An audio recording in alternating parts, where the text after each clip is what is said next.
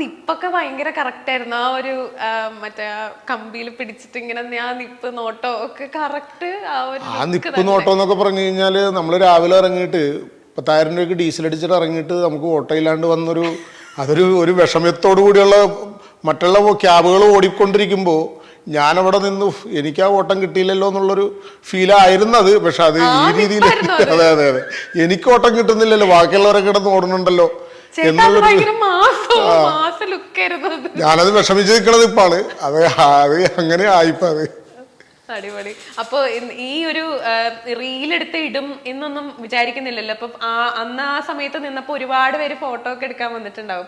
അവരൊക്കെ അതൊക്കെ കാണുമ്പോ ചേട്ടന് സന്തോഷം? അത് സന്തോഷമുണ്ട്.